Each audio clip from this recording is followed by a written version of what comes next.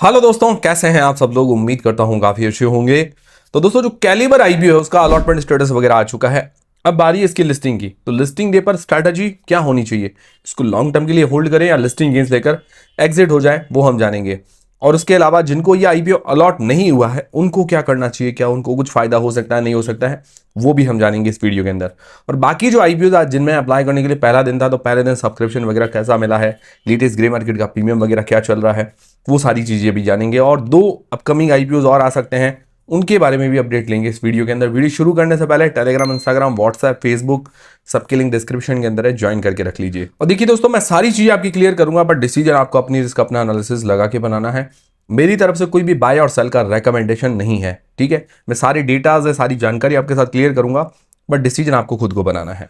तो सबसे पहले एक अंदाजन लिस्टिंग प्राइस क्या हो सकती है, तो जीएमपी चल रही है उसके अनुसार हम जान लेते हैं। तो 424 रुपए है, 424 रुपीज के अंदर तो हमें अलॉट हुआ है। अभी जो लेटेस्ट जीएमपी अगर देखें तो 76 रुपीज के आसपास बता रही है। तो उसके अनुसार लग रहा है कि 500 रुपए के आसपास ये लिस्ट हो सकता है, ऐसा एक अंदाजा है। पहले जीएमपी ज्यादा चल रही थी, 27% के आसपास, 30% के आसपास। अभी 18-20% के आसपास इसकी जीएमपी आ गई है, ये चीज है।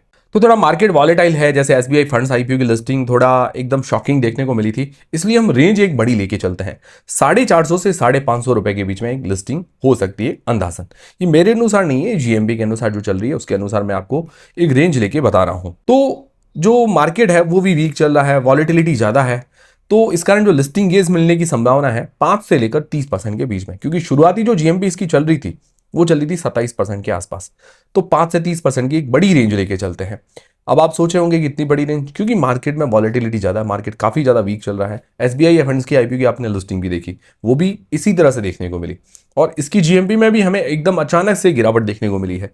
तो इस कारण जीएमपी एक अंदाजा है, इस कारण क्या है कि हमें रेंज लेके चलना है। तो देखिए, अगर आपने लिस्टिंग गेंस के लिए अप्लाई किया है तो लिस्टिंग डे पर स्ट्रैटेजी क्या होनी चाहिए, मैंने आपको जैसे कहा कि मैं सारी चीजें आपकी क्लियर करूंगा। डिसीजन आपको अपनी रिस्क, अपना एनालिसिस लगा के बनाना है। मेरी तरफ से कोई बाय सेल का रेकमेंडेशन नहीं है, ठीक है। तो लिस्टिंग गेंस के लिए अगर आपने अप्लाई किया तो लिस्टिंग गेंस लेकर एग्जिट होना है, बढ़िया ही स्ट्रैटेजी होती है, ठीक है। आपने जो सोचा आपने किया वो सही है। बट फिर भी कुछ लोग ऐसे होते हैं कि भाई वो चाहते हैं कि भाई हम कुछ होल्ड करें पोर्शन।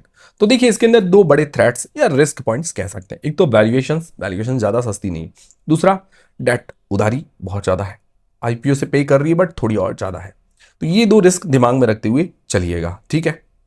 फिर देखिए, जैसे कुछ ऐसा होता है कि भाई लिस्टिंग गेंस के लिए अगर आपने अप्लाई किया है, कुछ ऐसी कंपनियां होती है जिसमें आंख बंद करके भरोसा किया जा सकता है, तो वो एक अलग चीज होती है। किसी में रिस्क होता है, फिर देखिए किसी को भी थोड़ा कंफ्यूजन होगा, ये चीज है। फिर लॉन्ग टर्म के लिए जिन लोगों ने अप्लाई किया है तो उसके लिए हम इसके पॉजिटिव्स और नेगेटिव्स दोनों ही देख लेते हैं, इससे थोड़ी क्लैरिटी आ जाएगी आपको। पॉजिटिव में क्या है, देखिए कोल सेक्टर की जो कंपनी है, जैसे कोल इंडिया की सब्सिडरीज है, उनको ये सर्विसेज देती है। खुद कोयला नहीं निकालती, ना खुद कोयला सेल करती, उनको जो सर्विसेज चाहिए होती है वो ये कंपनी देती है। उसके अंदर अगर देखा जाए तो टॉप 10 कंपनीज है, उसके अंदर इसका नंबर आता है। और इसका जो मार्केट शेयर है इसी सेक्टर के अंदर 3-4 सालों में 1 से लेकर 5% के बीच में हुआ है, मतलब मार्केट शेयर थोड़ा बढ़ा है। बाकी रेवेन्यू प्रॉफिट वाइज देखे तो अच्छी है, मतलब अच्छा नजर आता है। रेवेन्यू प्रॉफिट के अंदर जो ग्रोथ आ रही है, मार्जिन 10% के आसपास, ये बढ़िया है। अब नेगेटिव्स क्या है, नेगेटिव्स देखिए दो नेगेटिव्स है तो बड़े भारी हैं। जैसे पहला, मैंने जैसा आपको बताया कि डेट, उधारी बहुत ज्यादा है। 1.63 का डेट टू इक्विटी रेशियो है, बहुत ज्यादा है। एक से भी ज्यादा है, 1.5 से भी ज्यादा है। आईपीओ से पैसे थोड़ा बहुत पे कर रही है, बट उसके बाद भी एक से ज्यादा का ही इसका डेट टू इक्विटी रेशियो रह जाएगा। तो बहुत ज्यादा डेट है, ये बड़ा नेगेटिव है। वैल्यूएशंस ओके, मतलब ज्यादा सस्ती नहीं लेकर आए हैं, तो ये भी थोड़ा मुझे नेगेटिव लगा चीज। ओवरऑल अगर देखिए तो थोड़ा देखिए रिस्क बना हुआ नजर आ रहा है कि भाई ये दो बड़े रिस्क है, ठीक है। तो मतलब ऐसी कंपनी नजर नहीं आ रही जिसके अंदर आंख बंद करके हम क्या है कि फिर चले कि भाई लॉन्ग टर्म में चल सकते, ऐसा नजर नहीं आ रहा है। अब आपका क्या एनालिसिस कहता है, कमेंट करके मुझे जरूर बताएगा। मेरी तरफ से कोई बाय सेल का रिकमेंडेशन नहीं है। अब जिनको अलॉट नहीं हुआ उनको क्या करना चाहिए, तो देखिए जिनको अलॉट नहीं हुआ है, ठीक है, लिस्टिंग गेंस के लिए सिर्फ आप लेना चाहते हैं, तो अभी जो वक्त चल रहा है, मार्केट वॉलेटिलिटी है, इसकी जीएमबी में भी उतार चढ़ाव देखने को मिला, उस हिसाब से तो लग नहीं रहा है कि भाई कुछ हमें बेनिफिट मिले, ठीक है। मैं ये नहीं कह रहा हूं मिले नहीं, वो तो आपको खुद को सोचना है, ठीक है। फिर लॉन्ग टर्म के लिए अगर आप अप्लाई कर मतलब लेना चाहते हैं, तो ये दो जो नेगेटिव पॉइंट्स मैंने बताया उनको भी आप ध्यान में रखते हुए चलिए। जैसे डेट है, वैल्यूएशंस का है, तो इन पॉइंट्स को दिमाग में रखते हुए आप अपने का आगे का डिसीजन बना सकते हैं। अब आप लोग क्या करेंगे भाई, इसको नया लेंगे नहीं लेंगे, लिस्टिंग के लिए लेंगे, लॉन्ग टर्म के लिए लेंगे, वो कमेंट करके बता दीजिएगा। और जिनको अलॉट हुआ वो क्या करेंगे, होल्ड करेंगे, सेल करेंगे, वो भी मुझे कमेंट करके जरूर बताइएगा। और हेल्प हुई आपकी तो वीडियो को लाइक जरूर करें, कमेंट करके जरूर बताएं और हाई बटन जरूर दबाएं। अब दोस्तों जो आज 3 आईपीओ ओपन थे उनका सब्सक्रिप्शन वगैरह भी जान लेते हैं। सबसे पहला इंडो एमआईएम आईपीओ, जिसकी सबसे ज्यादा डिमांड चल रही है। तो ये टोटल फुल्ली सब्सक्राइब हो गया, 1.13 गुना के आसपास टोटल सब्सक्रिप्शन इसको देखने को मिला है। 3,000 करोड़ रुपए से ऊपर लग चुके हैं पहले ही दिन इस आईपीओ पर।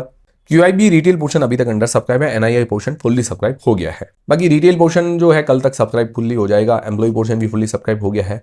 क्यूआईबीज देखते हैं कल आते हैं या परसों आते हैं, मतलब तीसरे दिन जनरली देखने को मिलता है, वो 27 जुलाई को देखने को मिलेंगे। तो जो भी होगा मैं आपको अपडेट कर दूंगा। इसी टेलीग्राम व्हाट्सएप चैनल को ज्वाइन कर लीजिए ताकि छोटा मोटा अपडेट जानकारी वहां पर आपको मिलती रहे।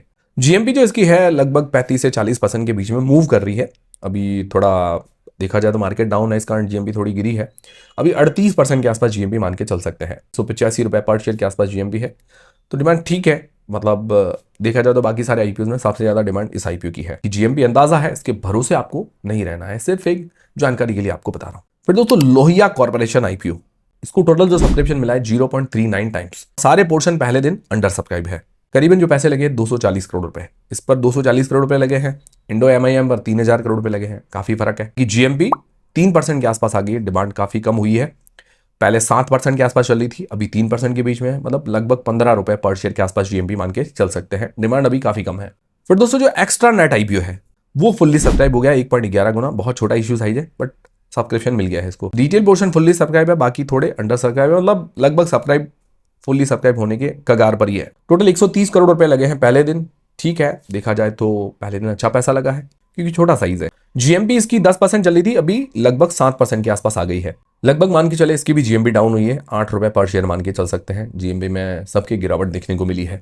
फिर दोस्तों जो 2 अपकमिंग आईपीओ है जिनकी अभी तक डेट्स वगैरह फाइनलाइज नहीं हुई है, एक्सपेक्टेड डेट्स आई है। जैसे मणिपाल हेल्थ है तो 29 से 31 जुलाई ये एक्सपेक्टेड एक अंदाजन डेट्स आई है। फिर जूनिपर ग्रीन एक और आईपीओ है जिसकी डेट्स आई है एक्सपेक्टेड 30 जुलाई से लेकर 3 अगस्त के बीच में, ठीक है। तो ये थे दोस्तों सारे आज के अपडेट्स। उम्मीद करता हूं हमारा वीडियो, हमारी जानकारी आपको पसंद आई होगी, हेल्पफुल रही होगी। हेल्पफुल रही तो वीडियो को लाइक जरूर करें, चैनल को सब्सक्राइब कर ले। मिलते हैं दोस्तों अगले वीडियो के अंदर।